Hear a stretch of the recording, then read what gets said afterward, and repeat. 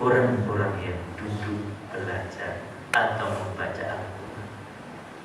Tidak ada hadis, tidak ada tuntunan yang memuliakan murid dibanding guru selain pembelajaran Al-Quran.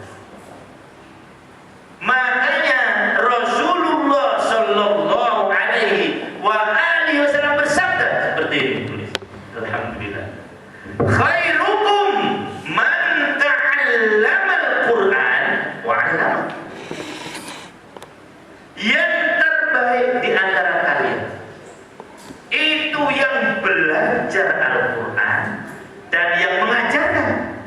Yang belajar disebut dahulu, baru yang mengajar. Ibnu Hajar Al-Asqalani ketika mensyarahkan hadis ini di dalam Fathul Bari menyatakan inilah keutamaan orang yang belajar Al-Quran. Dia lebih utama dari yang mengajar. Kalau ilmu-ilmu yang lain, yang mengajar lebih utama. Tetapi kalau Al-Quran, yang belajar lebih utama. Masya Allah. Karena di sini nantinya akan lahir di dalam pembelajaran Al-Quran ini akan lahir orang-orang yang akan menghidupkan agama, menghidupkan masyarakat, menghidupkan dunia. Karena Quran adalah nur, cahaya Allah. Allahu nurus samawati wal ardh. Mathaluhu kamishkatin fiha misbah. Al-misbahu fi zujajah. Az-zujajatu ka'annaha kaukabun durriyun ila akhiril ayat. Cahaya Al-Quran ini yang akan mencahayai dunia. Berapa banyak keutamaan membaca Al-Quran. Maka sudah sewajarnya, sepantasnya di ma'had ini kita dukung dan kita perbanyak, kita ramaikan anak-anak yang belajar membaca, menghafaz Al-Quran. Allah menjamin orang-orang yang belajar Al-Quran akan dimuliakan, bahkan tadi terbaik, lebih baik daripada yang mengajar. Kenapa? Karena orang yang mengajar itu dia bisa mengajar, dia boleh mengajar, dulunya belajar. Artinya memang Al-Quran itu harus dipelajari. Ada yang mengajarkan. Tak boleh belajar Al-Quran sendiri, tak boleh. Kalau mungkin ilmu-ilmu lain, kita dari membaca buku, tapi Quran harus ada gurunya. Terus diambil sana sampai Rasulullah SAW. Ada ayat-ayat yang simani, yang harus didengar dari gurunya. Coba kita baca Ain, Sin, Qaf. Tak pernah dengan guru dibaca Asako. Padahal bacanya Ain, Sin, Qaf. Alif Lam Mim. Kalau kata gurunya apa bacanya? Alamat.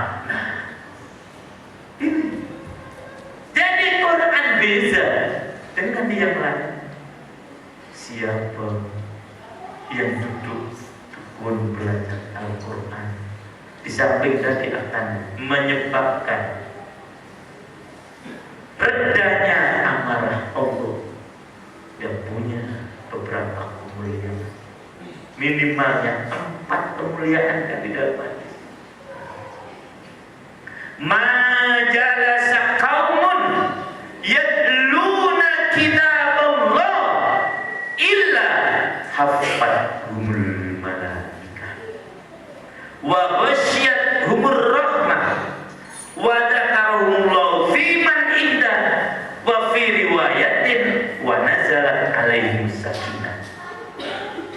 Mana saja ada orang yang duduk membaca Al-Quran, maka turun 4 kemuliaan. Dia akan dikerumuni oleh malaikat turun, malaikat pembawa rahmat.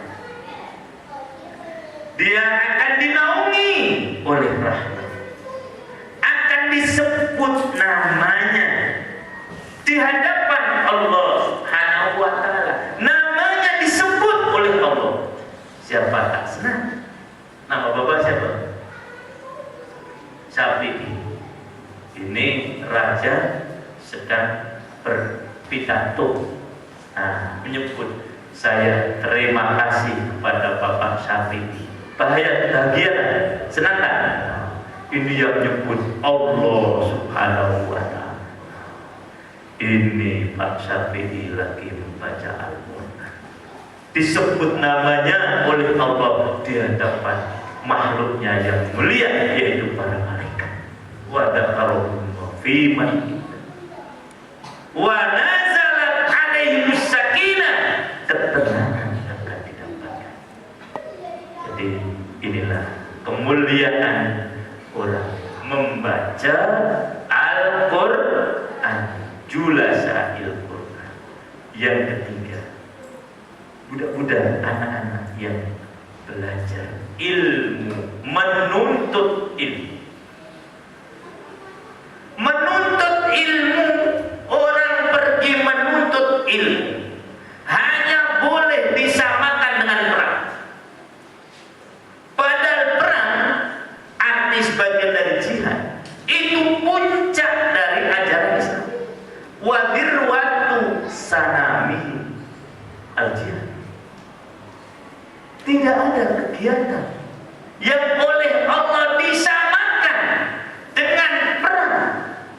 Membela agama, berperang menghadapi orang kafir yang melawan dan menyerang kita, yang kemudian kalau dia mati langsung masuk surga, kecuali orang yang menuntut ilmu. Coba kita lihat pada surah At-Taubah. A'udzu billahi minasyaitonir rajim, ayat 120. Wa ma kana al-mu'minuna liyanfiru kaffah falawla nafaru min kulli firqatin minhum ta'ifatun liyatafaqahu fid-din wa liyunziru qaumahum idza raja'u ilaihim la'allahum yahtadun. Ayat ini sebab-sebab turunnya karena ada orang yang menghina orang yang menuntut ilmu ketika teman-temannya pergi berjihad. Mereka mengatakan, ada apa mereka tidak mau pergi berjihad? Membela, sekali lagi membela, ya bukan menyerang, membela agama. Mereka tidak mau pergi ke medan jihad, mereka hanya menuntut ilmu. Orang-orang kafir, orang-orang munafik menyatakan begitu.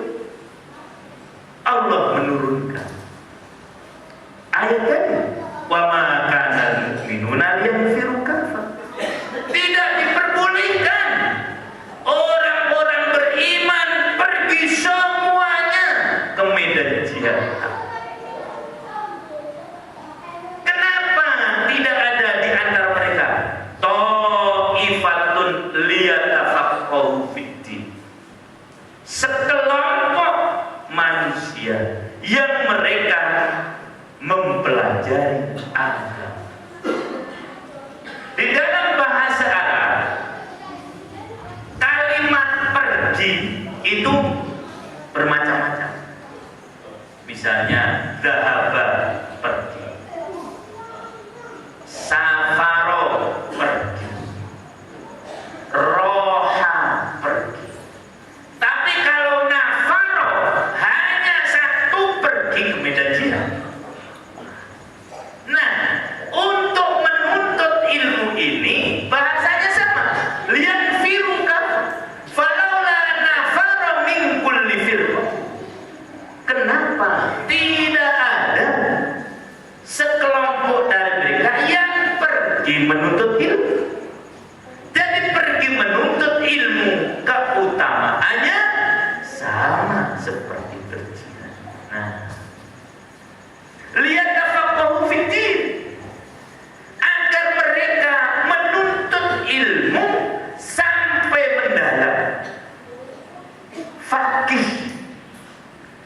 fakih ini aslinya bukan berhubungan dengan ilmu. Fakih ini aslinya berhubungan dengan orang yang sangat tahu tentang unta. Namanya fakih. Kalau di Indonesia ada orang yang sangat tahu tentang kuda. Namanya pawang. Di sini tak tahu lah saya. Dari jauh dia sudah boleh menebak. Oh, ini kuda umur sekian. Oh, ini kuda penyakitnya ini. Oh, ini kuda larinya ke sini. Kalau ini kuda betina anaknya sendiri. Dia boleh tahu benar soal kuda tadi. Nah, orang Arab yang tahu benar soal unta itu namanya fakih. Jadi kalau mereka punya unta, dia datang kepada seseorang dari jauh boleh. Oh, ini unta umur sekian. Ini unta penyakitnya. Ini unta. Itu yang disebut dengan fakih mendalam. Jadi kalau ini para tulab belajar ilmu harus sampai kepada fakih. Artinya tahu benar soal ilmu secara mendalam. Tidak setengah-setengah. Kalau setengah-setengah namanya belum fakih. Misal kita belajar sholat, tahu betul. Oh, sholat itu pengertiannya adalah, misalnya, ini soal sholat, aqwalun wa af'alun muqtada'atun bitakbir wa muhtatamatun bitaslim. Yang namanya sholat adalah semua perbuatan ucapan yang diawali dengan takbir, diakhiri dengan salam. Oh, sholat itu satu hari berapa waktu? 5 waktu. Oh, sholat subuh itu 2 rakaat.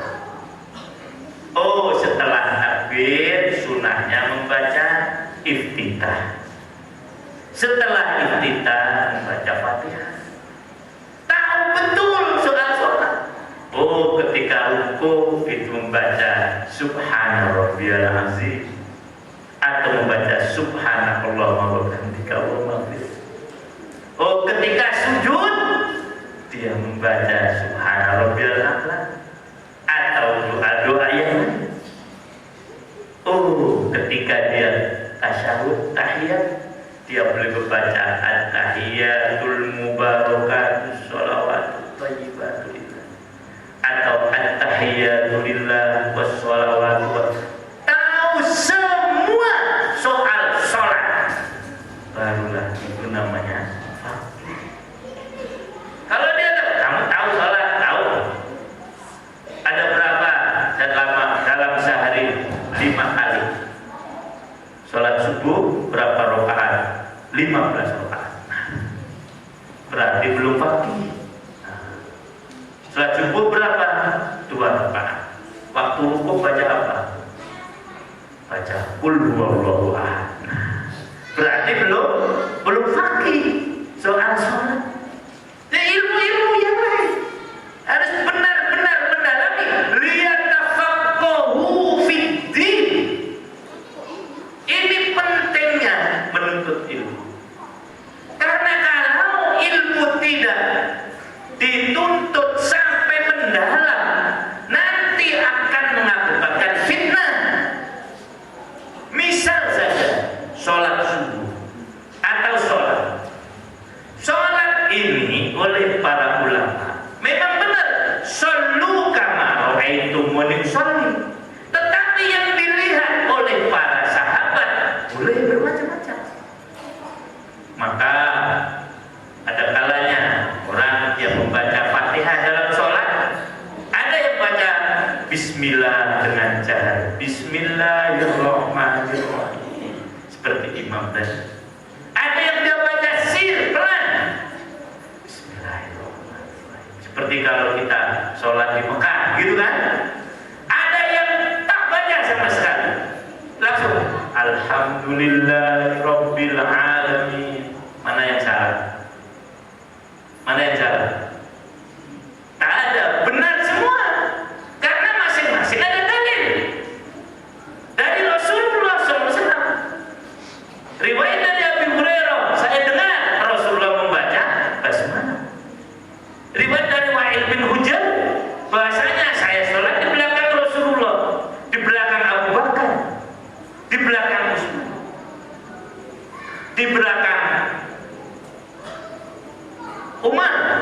Mereka yaftatihuna sholata bilhamdalah. Nah, ini kalau orang fakih semacam itu, mau baca bismillah keras silakan, mau baca bismillah pelan silakan, mau tak baca silakan, asal mengerti dalilnya. Yang salah kalau dia tidak membaca Fatihah kalah. Soal amin, nah itu ada yang membaca amin keras, makmumnya. Ada yang membaca amin, imam membaca amin, makmum membaca amin. Nah, ada yang amin tak dibaca. Saya pernah ke Cina, negeri Cina. Saya jadi imam, makmum saya orang Indonesia, di masjid semacam itu. Saya baca waladdallin, amin, semasjid pada melihat semua. Ini masalah apa lagi? Karena di Cina itu tak ada amin dibaca, waladdallin, semua diam.